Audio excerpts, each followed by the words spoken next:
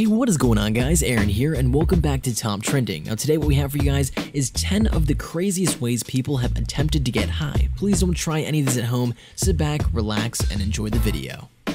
The idea that you can get high from eating the heads of sea bream fish may sound weird, but it's true. Just ask the two Frenchmen who tripped out after a seafood dinner in 2006.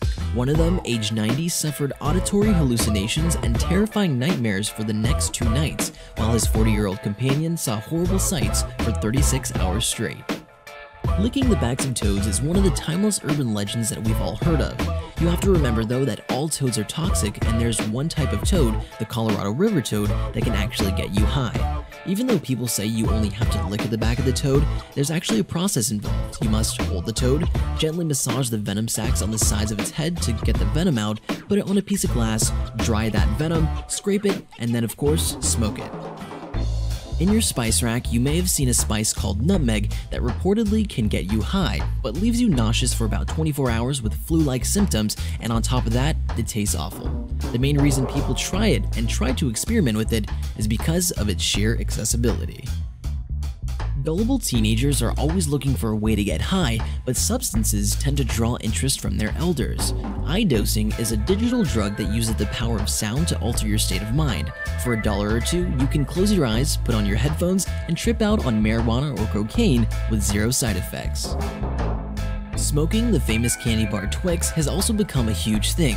Social media has blown up the idea that if you cut both ends off, light one end, and inhale the other, you can get some kind of a hallucinogenic trip.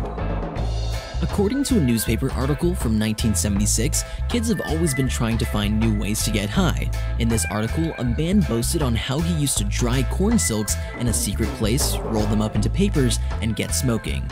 This method was also used by farmers that couldn't afford tobacco. Does it get you high? No, but herbalists claim that it's good for your bladder if you put it in some tea. Being that teenagers may have a lot of time on their hands, it has led them to believe that peanut shells can be smoked. The first red flag about this one is no one is entirely sure what part to smoke. Some say you just need to smell them, while others think that you need to crush them up and smoke them that way. Another creature in the amphibian family, the salamander, is also rumored to give a hallucinogenic high. This process is a little bit more difficult though.